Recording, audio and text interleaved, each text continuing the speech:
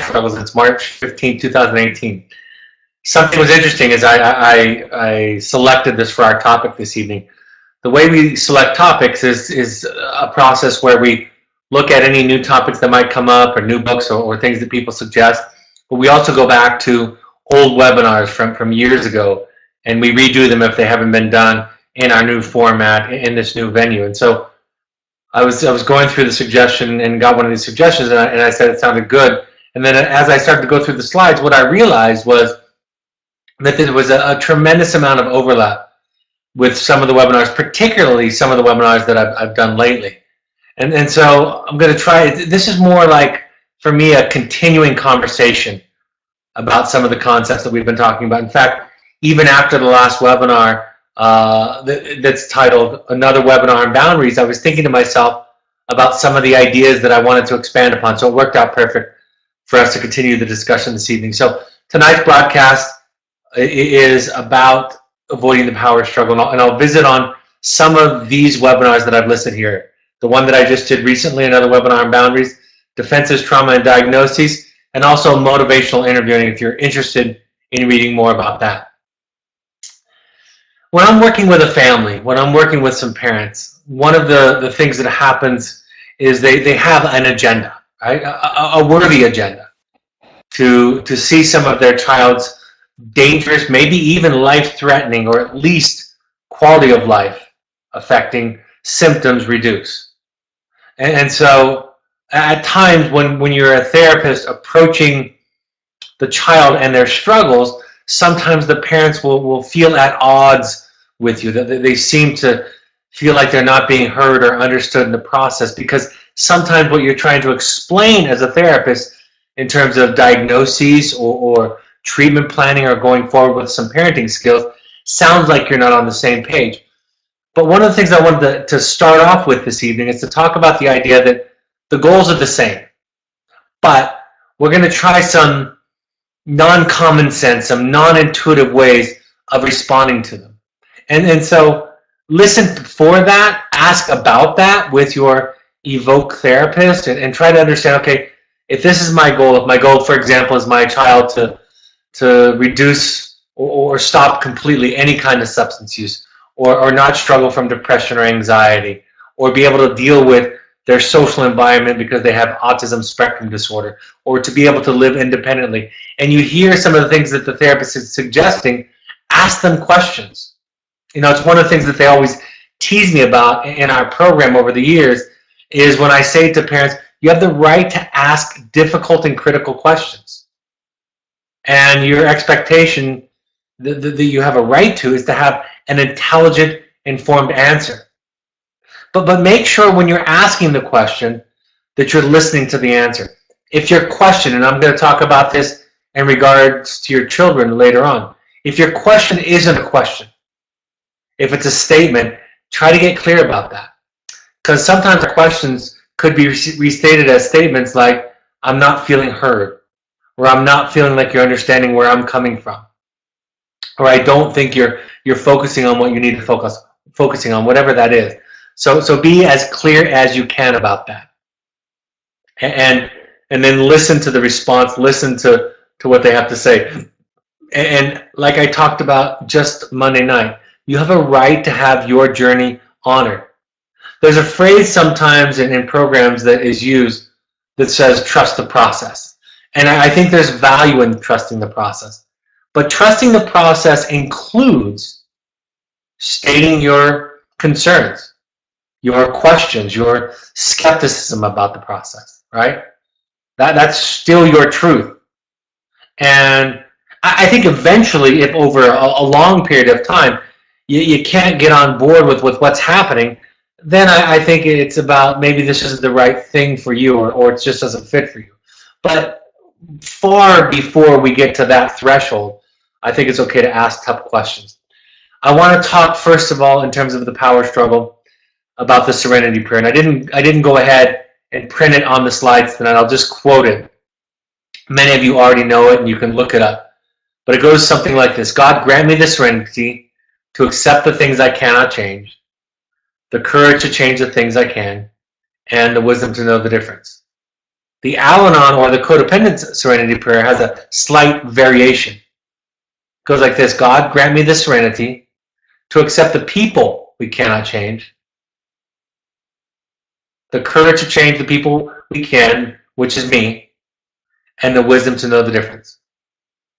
So it's a important thing to understand in terms of codependency, in terms of parenting, in terms of healthy boundaries.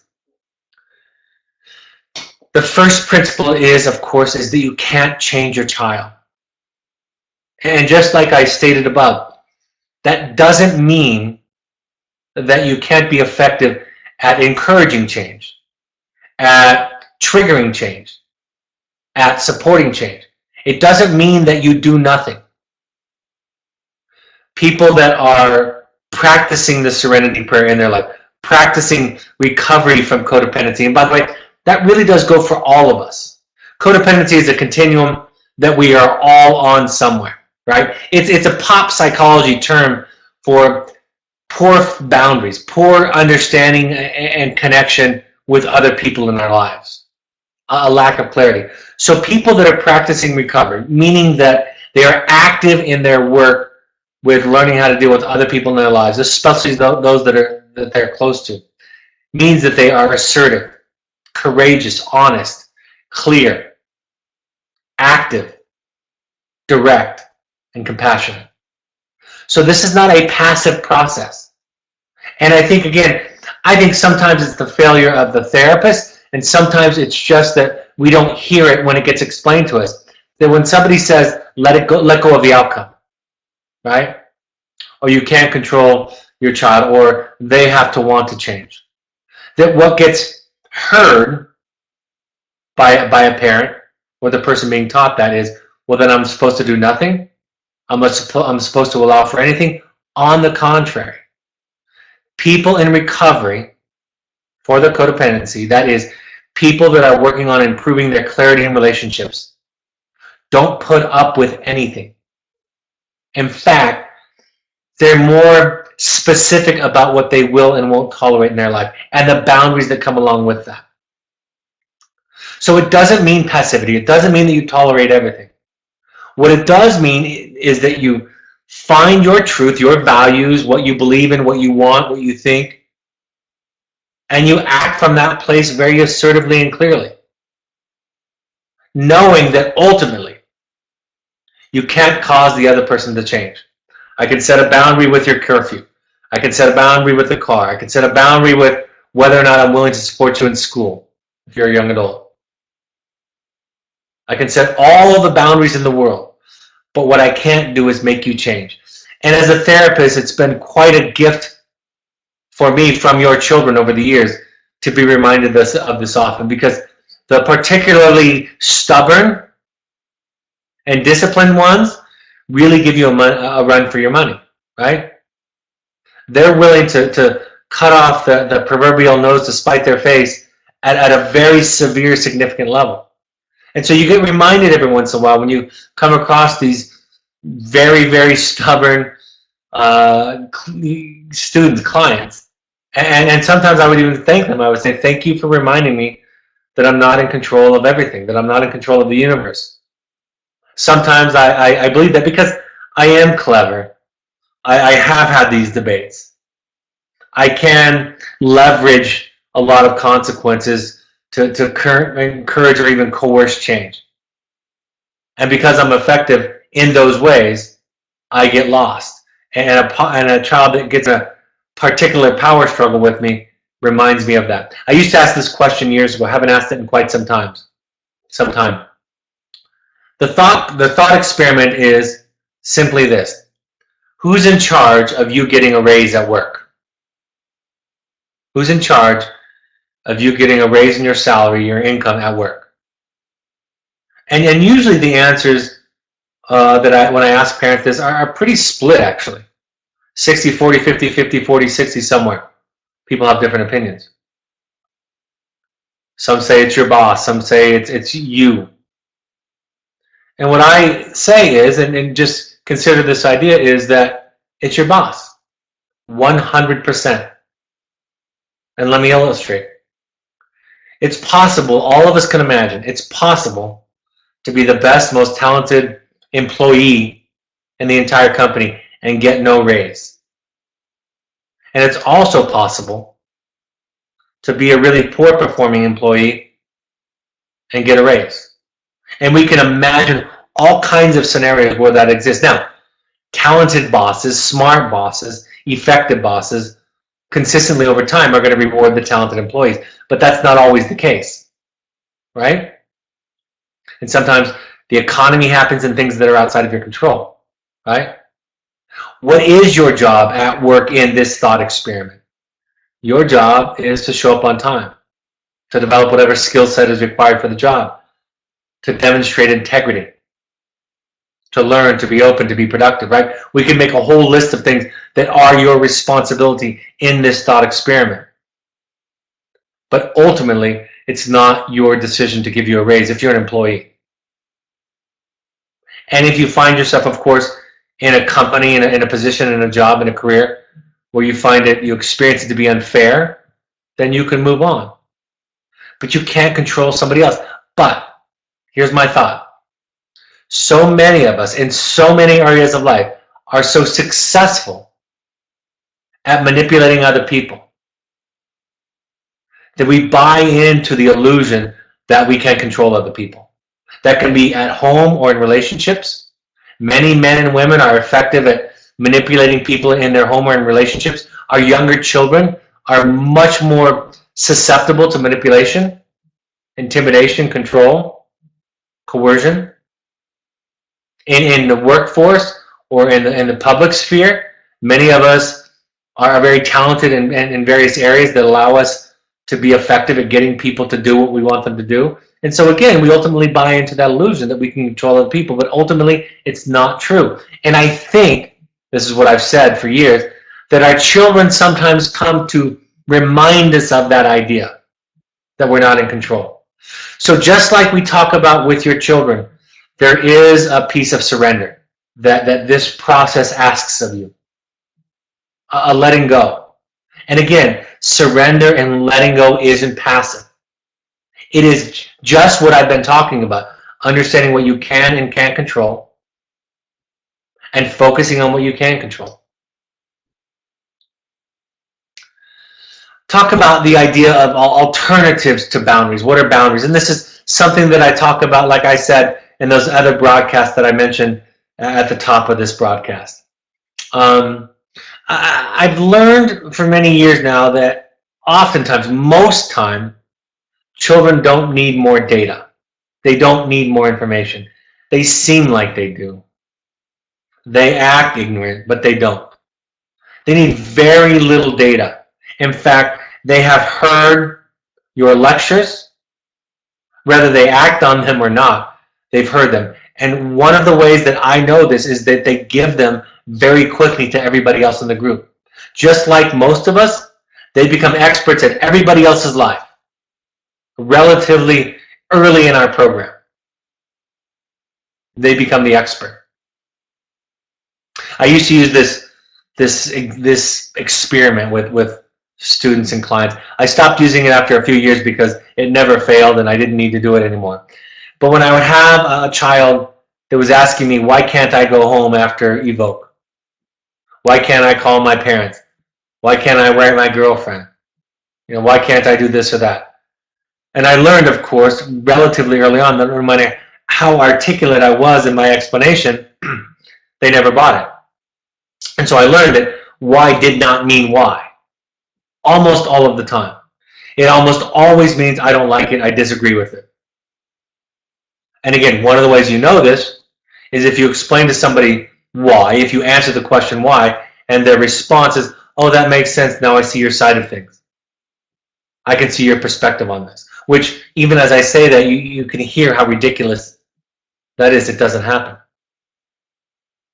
So what I would do is I would say, I'll tell you what, when a child was particularly stuck in this why cycle, I would say, I'll give you a bag of M&Ms. Because M&Ms in the field, a bag of M&Ms in the field is the equivalent in our currency at home of about $10,000.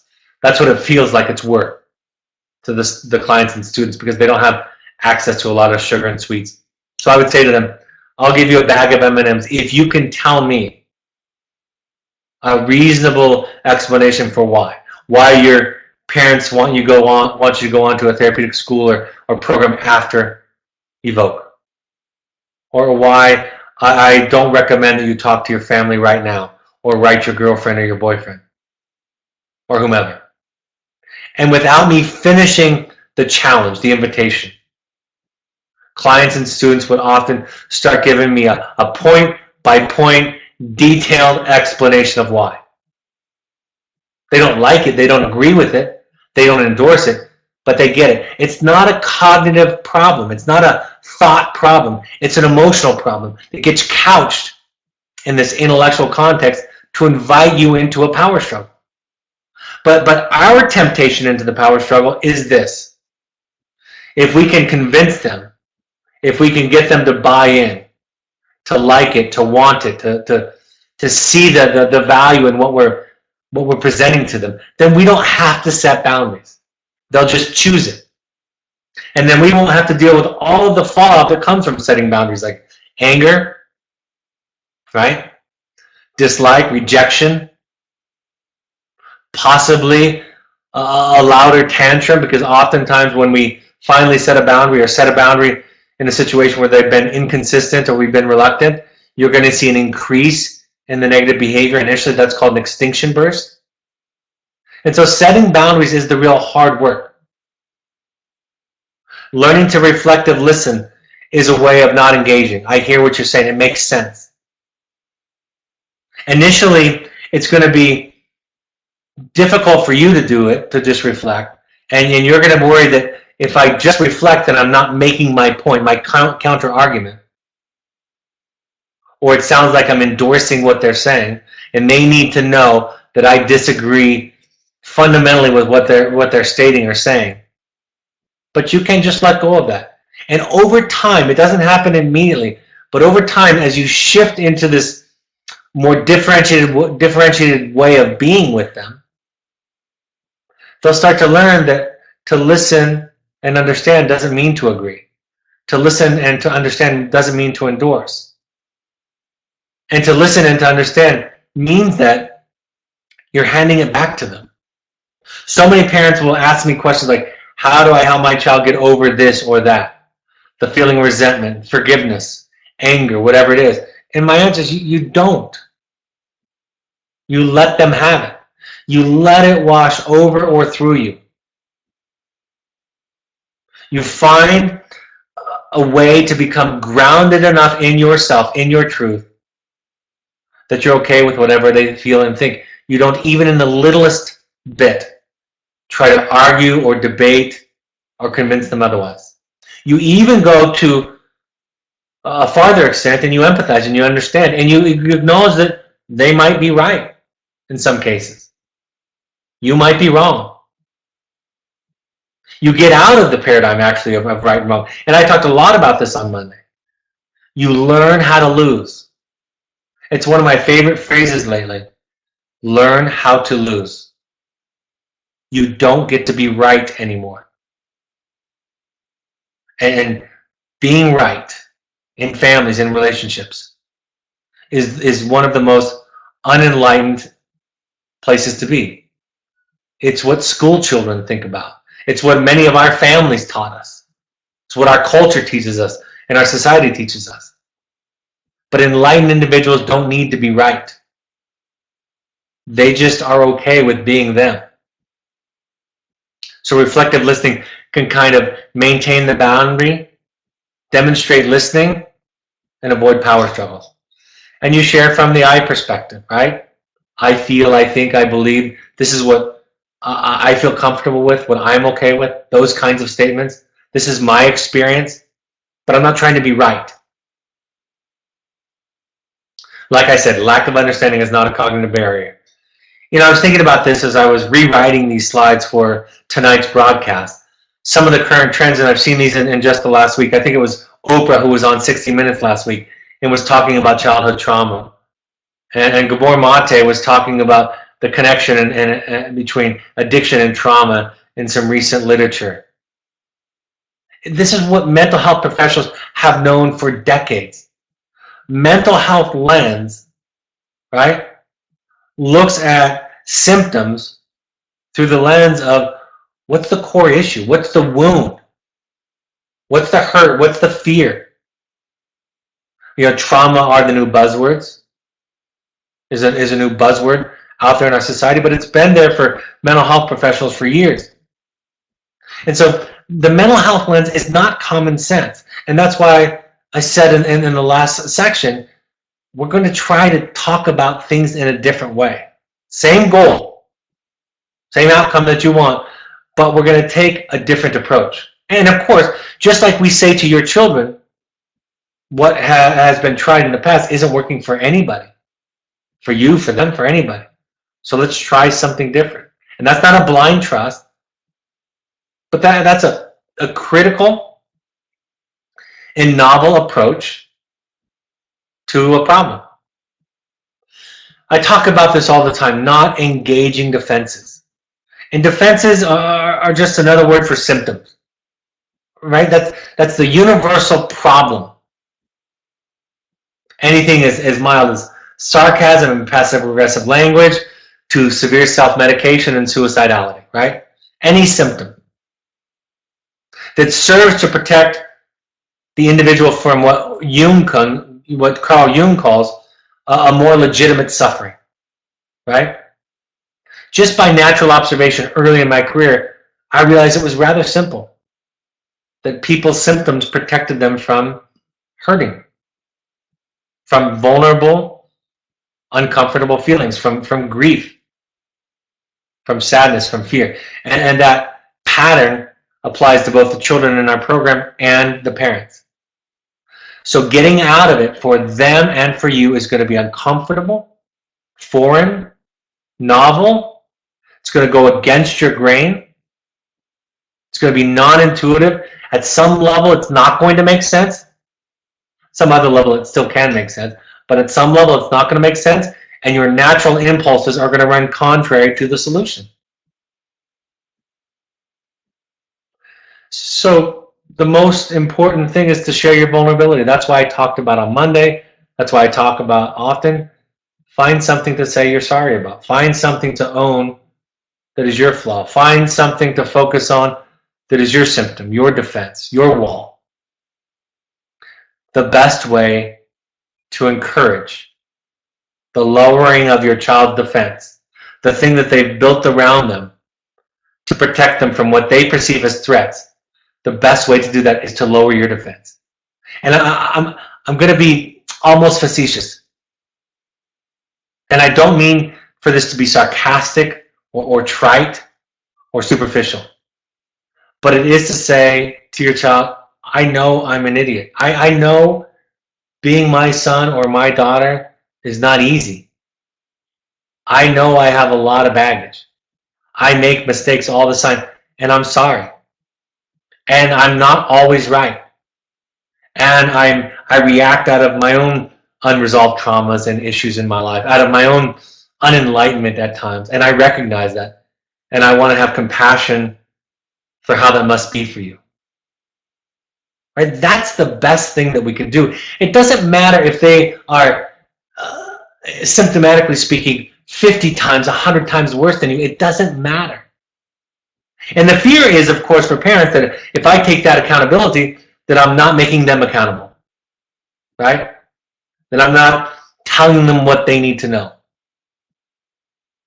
I will tell you this very, very simply, folks. What we know in mental health is banging up against somebody's defenses, pointing them out, doesn't do much. It really doesn't. Sometimes you see examples of therapists or sponsors or somebody in the treatment community really challenging somebody, but that comes in the context of a fantastic amount of love and trust. It comes from some other places. But for us parents, for most of us, for us therapists who are being lazy or aren't approaching something with the best of training or skills, banging up against somebody's defenses is nonsense. We become, in some sense, the reason for the defense. So the best way to do it is to lower yours, to look at your stuff. I cannot be more clear than to say this, folks. The best thing that you can do to help your child is to do your work. More and more and more. And it, like I said the last couple of broadcasts, it takes years. It's not years before we see any results, but it takes years to make substantial changes. But just making that our project makes a difference. The shame, the judgment that we have for our children, the fact that we're standing up on this pedestal, and that they're giving us plenty of reason to stand up on a pedestal because they're doing idiotic things, dramatically stupid, irresponsible, unhealthy things. I know that that's true. But getting up on the pedestal and staying there doesn't help. That's why as a therapist, you work on containing, you work on understanding without compromising your own boundaries. That's important. Again, just because you have compassion for the wildest of behaviors doesn't mean that comes at the cost of your boundaries and the heroic work that it is to establish, set, and maintain boundaries. The idea is to use a mental health lens, and that's a non-intuitive. It's not even pop psychology. I read so much in the media that purports itself to be psychology and therapy. That's just pop psychology. It's just somebody with a degree or some training that's repackaging because they have some new language, common sense ideas. If you do this work, most people will think you're stupid or crazy or doing it wrong. You will not, in many cases, fit into the mainstream, right? So changing your lens from common sense, from society's ideas, to a deeper mental health lens that comes at the outcome, comes from a lot of work that you do, is most effective. Look underneath the root issue rather than focusing on a behavioral change. This idea that I've been talking about lately, being right versus being you, right? Learn to be you. I'll repeat myself. You don't get to be right anymore if you're going to do it this way. You just get to be you. And that is so much of a more powerful place to be. Learn how to lose. Learn how to not win. Embrace being wrong. Come and make friends with your own darkness, your own wrongness, your own idiocy. And again, all of that doesn't come at the cost of saying, but this is going to be my stance. Maybe I should let you get high in the house. Maybe that would be a more enlightened stance. Maybe that would be a larger container. Maybe that would be something else, but I'm not okay with it. And then again, this question of how do you teach accountability? My answer is this is how you teach it. I've told the story of a mother when a son blamed her in a very powerful family therapy session, blamed her for his lying because of how judgmental and controlling she had been. And she said to him, without my coaching, you're right. I have been judgmental and controlling. I understand. And after he left the session and we were wrapping it up, she turned to me and she said, but Brad, how do I teach him accountability and that he's responsible for his part? And I said, you just did.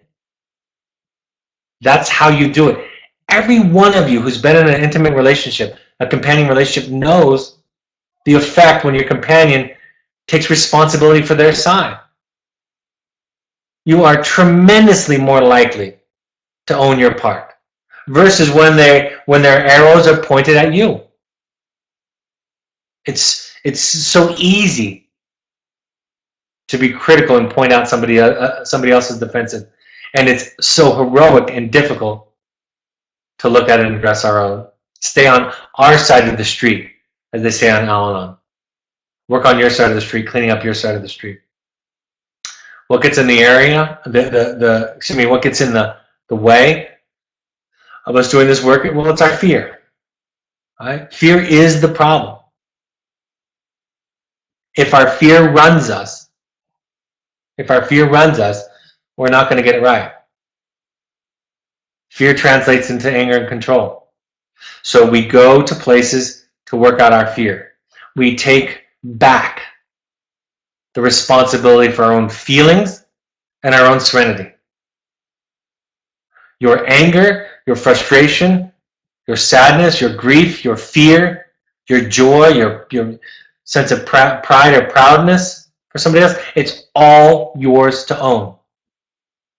It's yours. Logically, I could see that you all have good reasons to be afraid. No doubt about it. I wouldn't be in this program if that weren't true. But it's yours to work on, to manage somewhere else. You go to Al-Anon, you go to CODA, you go to a therapist.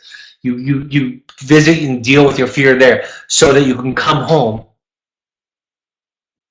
and you can respond to your child from your highest self. I'm not saying don't be afraid. I'm not saying your fear isn't deserved. I'm saying don't let it drive you. It's not your highest self. It won't serve you. It ought to inform you, but it ought not to be in charge of the controls. Our own shame, our own difficulty in looking at our own stuff, our need to be a good father or mother, a good person. Right? There's almost nothing more sensitive to most of us than our role as a parent. And for somebody or something to critique that, or to suggest that we're less than good, is one of the most terrifying considerations of all. But this work that I'm describing, folks, this work of therapy and Al-Anon and CODA and all this work, it gets you beyond that. It really does. After a while, you can be like a Gandhi or the Dalai Lama and make fun of yourself and talk about what a numbskull you are. And you're not compromised when you say that. You've just become friends with your humanity, with your humanness. So shame is the barrier. I talked about the alternatives to boundaries. All these things that we think are boundaries: teaching, begging, threatening, sharing feelings even. I'll talk about that. I'll emphasize that in a moment. Nagging, lecturing, moralizing, debating, arguing, pleading, coaxing, intimidating, on and on and on. Many of those are similar, and there are more than that. But these are all alternatives to boundaries. I want to be clear. These are not boundaries. These are not boundaries. Telling somebody how you feel is not a boundary. Telling your child how upset, disappointed, worried, frustrated, angry, telling them that is not a boundary. And it's not their responsibility for you to feel okay. And the simplest illustration is the idea that, imagine if you have a religious preference. Let's imagine if you do. Or imagine if your child, if somebody came to you and said, let's say I was Jewish, right? Wouldn't matter if I was Jewish or Christian or Muslim, whatever it is, or atheist or Buddhist. Let's say, just for the sake of discussion, I'm Jewish. And somebody comes to me and says, I want to convert to Judaism, but my parents are angry and upset and want to disown me. What should I do? And I'm Jewish, and they're telling me this, right? Would I say, well, you should stay in the religion that your parents believe in, regardless of how you feel, right? That's nonsense. I've used the example with my own mother. My own mother, I think maybe, my own mother absolutely loves me, adores me, thinks I've turned out wonderfully. And at the top of her wish list would be that I would adopt her religious preference. And it doesn't consume her to the point that it makes her life miserable, but it's a sad thing for her. But I'm not going to do anything about that. It's not my job. And we could expand that to be a whole bunch of other examples where it's not a child's job to make a parent happy. It's not a child's job to take care of the parent's serenity. It's not a child's job to make their parent proud. It's not a child's job to make the parent sleep at night. Now, when we wake up as children, right? If I'm doing drugs, cutting on myself, lying, cheating, stealing, whatever it is, when I wake up, when I start to heal, when I start to see what I'm doing, to feel, because I'm in a safe place and I can do it and I have the courage to do it, I of course see how I've affected my loved ones. I of course see how my stealing, my lying, my yelling, but that's not why you stop doing it. You stop doing it because it's ruining your life. Right? So even sharing feelings is not a boundary. It's an excuse or an alternative for boundaries often. Red light language, I talk about this all the time, using imperatives. You must, you should, you ought to, or absolutes like you always or you never, or moralizing in terms of right and wrong. Those tend to shut down defenses, shut down conversations, and raise defenses and the power struggle. And then, of course, over-identifying with our children. A lack of separating what they feel or think or believe or react to, we take on as if it's about us, right? They become, in essence, a mirror for us rather than their own individual self. So what are the take-home principles? Communication skills are separate from boundaries and behavioral responses. And a lot of the communication skills, even that we teach, can be weaponized to become a power struggle. So a boundary is just what I'm willing to do or not do, what I'm willing to support or not support. And ultimately, I realize I can't stop you. But that's not going to cause me to be inactive in my life and passive with my boundaries. I think about this in terms of pragmatism, what works. In the book, the webinar, the podcast, motivational interviewing, we learn that the research suggests that pragmatically attacking defenses, going at somebody, increases the power struggle. It doesn't diminish it. The treatment outcomes there are there, folks. It doesn't diminish the power struggle. Let them feel, think, and believe what they want. They don't have to like it and be happy about it. Separate the boundaries and the limits from the emotional coercion, the shaming, intimidating messages. Be with them on the journey, meaning that you have your own journey, and I honor that. And all the wounds that bring you to this point to struggle on your side of the equation, I honor. And try to get into those. And you can even feel, as I suggest that many of you, the vulnerability that takes, the fear that is, the loss of control that is. It seems so counterintuitive to what we're trying to do, which is save our children's life, those people that we love the most, that we've been charged with taking care of and supporting. Do your own work. Do your own work. All the way from going to therapy or Al-Anon or Codependence Anonymous or Families Anonymous, which are free, right? Those 12-step group meetings, to doing your own intensive, hiring your own therapist, come to a Finding You. It makes the biggest difference. You see, you have new eyes, new ears, new tools. It's a wonderful experience. Like I said, do your work and establish and maintain clarity, and then shift it from a mental health lens versus the lenses in society that they suggest that we ought to look at children and people through. Typically, it's a right or a wrong or a religious lens. Mental health professionals don't see it that way. We don't look at it that way. I mean, some do. Those who have just been educated often do. But those who have swam in it don't look at it that way. They don't. They know that hatred doesn't cure hatred, that shame doesn't cure symptomology, that judgment might temporarily, as shame does, motivate somebody to change, but it doesn't address and heal the core issue at hand. All right, any questions? No questions yet. I'll go through the upcoming events and slides and announcements. If there are any questions at the end, I'll pause.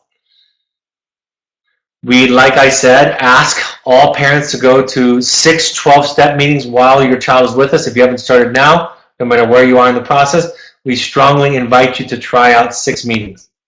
They're not just for family members of drug addicts and alcoholics. They're for anybody in relationship.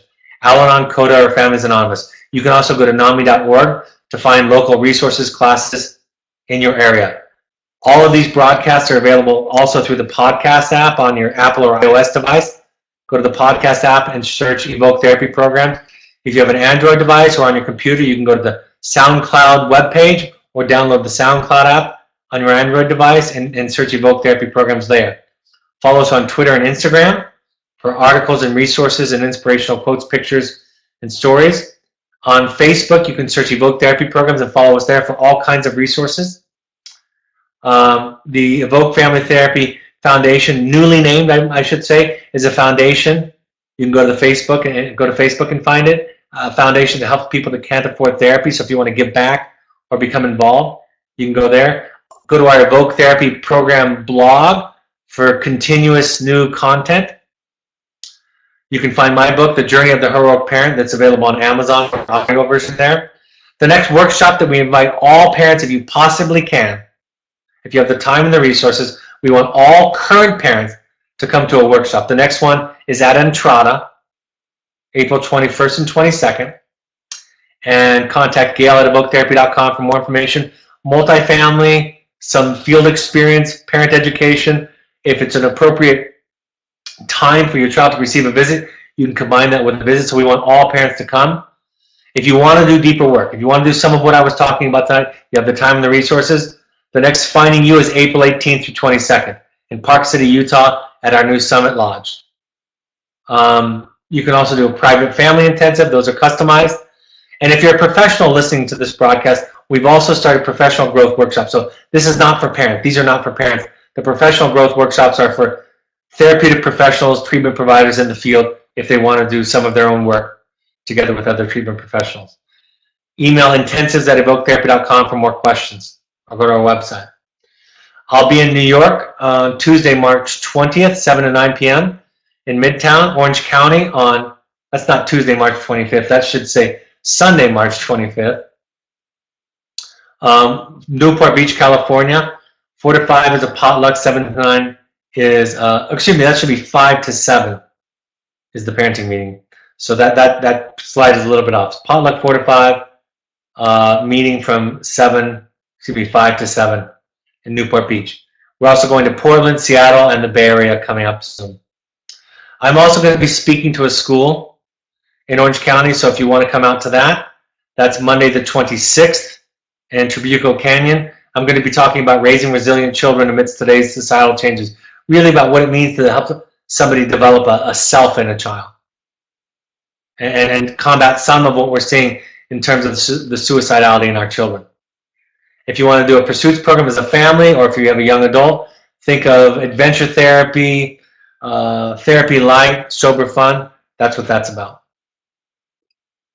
All right, any questions? First question, how do you recommend talking about new boundaries? From now on, I will not give you your phone without it sounding or being a lecture. That's a great question. I get asked this a lot. Just shorter is, you could just say I've changed. See, very, very short. And when they ask you why, if you get too long, you're trying to explain it or make it sound good or have them like it. And I'll be ridiculous just to make a point. You can say, I've just changed my mind. I just have this new idea. And if they say why, you can say, here's what I'm thinking. And if they argue with you, you'll say, okay, that's how you can get out of the why cycle, is if they say why and you answer why, and then they have a rebuttal, then you know that it's not going to go anywhere. So just keep it short. You don't have to justify it. You know, justifying it again is about being right. You don't have to justify it. And they don't have to, they can get through the adjustment. And when they come to us, as you know, they adjust to dramatically different boundaries without a lot of explanations or justifications. Next question. I recently apologized to my son, and he deflected the apology by changing the subject. Suggestions on how to handle that. Great question. They'll do that. You don't do it for an outcome.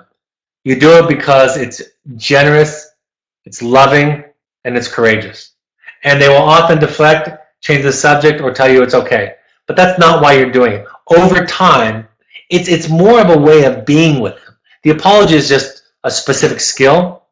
Don't give up on it. Continue to do it. That's the way to be with them. The 10th step and then the 12th step is about making a daily amends. It's just saying, I'm a project too. I have faults and flaws, and they come out all the time. And it's the opposite of, I'm right. And I'm the parent, and I know everything. And you're the problem. And I'm here to just give you my truth, right? It's just a different sensibility. Thank you. Next question. I find myself being halting and hesitant and cautious in talking with my son because I don't want to violate the 8 tips or say the wrong thing or say it the wrong way. He ends up being impatient and frustrated with me when I talk.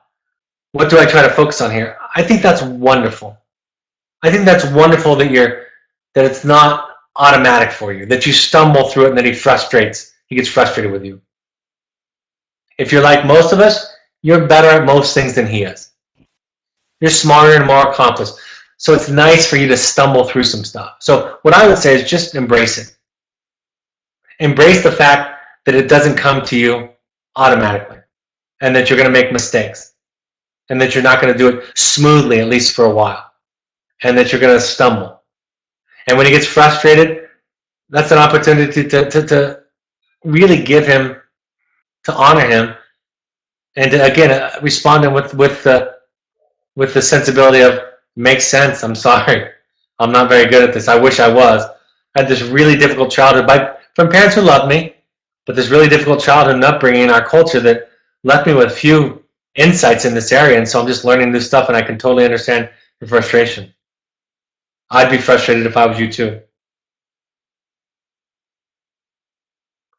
The name of my book is The Journey of the Heroic Parent, but you're talking about the name of the book where we talk about the research is Motivational Interviewing.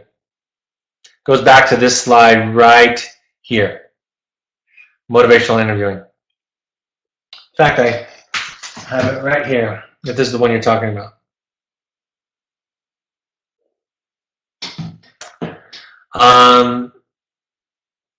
Next question. How would my husband benefit from Finding You versus a 2-day parent workshop? They're very similar work. It's like, think of, what would I say? Think about, I guess the best way, it's using an analogy. The 2-day parent workshop is parent education, it's experiential, you're close to your child, so maybe you can combine that with a visit. Finding You is like going on an internship and helping children in India with leprosy, right? You learn something there that you can't learn in any other way, versus going to college and taking a semester of really cool and inspiring classes. So it's a deeper level of work at Finding You. I value both of them. Finding You takes more time, is much more expensive. The workshops take less time, are much more affordable. It's multifamily and it's more educational. The Finding You is much more experiential and therapeutic. But they're complementary and both very valuable, and you come out with some of the same things both ways. Finding You, you're gonna look much more deeply at what are my wounds, what are my traumas, what's my barriers. Whereas in the workshop, it's going to be about education, skill building, practical takeaways, those kinds of things. Is it possible to draw too many boundaries? I mean, according to who?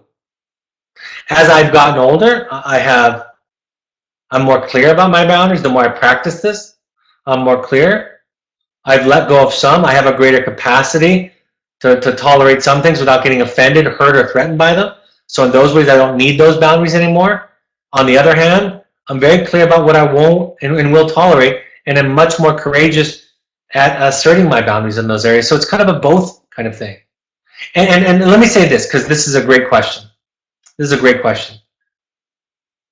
Harriet Lerner, in her book, The Dance of Anger, which is a great book on boundaries, says, in the initial phases of this work, people will often go through what she calls the obnoxious phase. The obnoxious phase. And the reason she says that is she's saying, give yourself a little freedom to bumble through it and to do it wrong. And when people accuse you of doing it wrong, that's okay. Just like I said to the parent who asked the question about the 8 tips, you're going to make mistakes. You're going to evolve. You don't have to get it right. Do it perfectly. So be compassionate and patient with yourself. And when people accuse you of setting too many or too little, your response is, you might be right. I'm kind of new to this. We recently allowed our son to find his own therapist after rejecting the 3 that we had found prior. He is completely bought in with her. Is this as simple as, is it as simple as that to get them to buy in? I mean, that's a great idea. It's too specific of a situation for me to apply a kind of a general principle, but what you did sounds great. I mean, the question I would ask is, do you get a sense that he's just resistant to therapy at all? If that's an expectation of yours and a boundary of yours?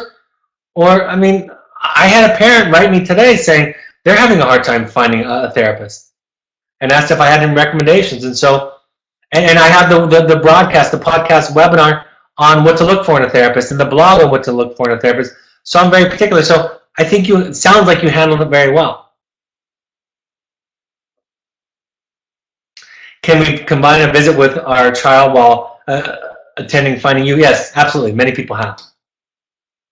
If you're from far away and you come to Park City and your child is at Entrada, it's a 4-hour drive down to Entrada. So if you're traveling a long distance, it's an easy trip to make. If your Evoke therapist says that the timing is appropriate, absolutely. So thank you. Thanks for all the questions and attendance, folks. Great to be with you. Wonderful being on this journey with all of you all the time. I honor your process and on behalf of your child, thanks for showing up and listening to something different and trying something different and trying to embrace the idea of you don't get to win, learn how to lose, and you don't get to be right anymore. Have a great week. I'll talk to you Monday, the 19th, March 19th at 7 p.m. Mountain Time. Take care, folks. Bye-bye.